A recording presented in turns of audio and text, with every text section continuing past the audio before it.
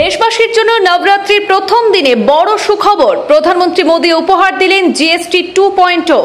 প্রধানমন্ত্রী মোদী ভার্চুয়াল ভাষণে ঘোষণা করলেন নতুন জিএসটি কাঠামো, যা নিত্য প্রয়োজনীয় পণ্য এবং সেবা আরও সাশ্রয়ী করবে বলে দাবি প্রধানমন্ত্রীর।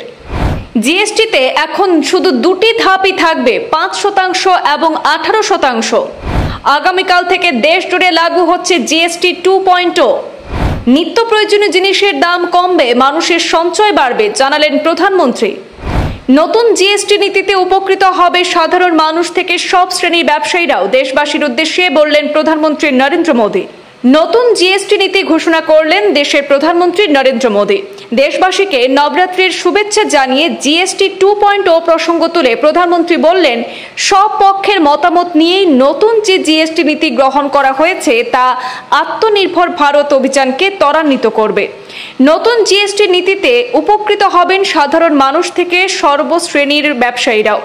দেশবাসীর উদ্দেশ্যে বক্তব্যে মোদী জানিয়ে দেন, নবরাত্রির প্রথম দিন সূর্যোদয়ের সঙ্গে সঙ্গে নতুন প্রজন্মের পণ্য ও পরিষেবা কর অর্থাৎ জিএসটি কার্যকর হয়ে যাবে দেশে।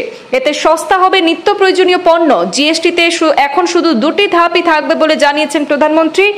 একটি হলো 5% এবং অন্যটি 18%। নিত্য প্রয়োজনীয় জিনিসের দাম কমার পাশাপাশি মানুষের সঞ্চয় বাড়বে বলে প্রত্যাশা ব্যক্ত করেন প্রধানমন্ত্রী। জিএসটির এই সাশ্রয় উৎসব দেশের সর্বস্তরের মানুষকে সুবিধা প্রদান করবে বলে জানিয়েছেন মোদী। ওষুধ, জীবন বীমাতেও সেখানে মিলবে সাশ্রয়। জাতির উদ্দেশ্যে প্রধানমন্ত্রী ভার্চুয়াল বক্তব্যে উল্লেখ করেন, সময়ের দাবি মেনে সব পক্ষের মতামত শুনে নতুন প্রজন্মের জন্য নবরাত্রির প্রাক মুহূর্তে নতুন জিএসটি কাঠামো উপহার দেওয়া হচ্ছে।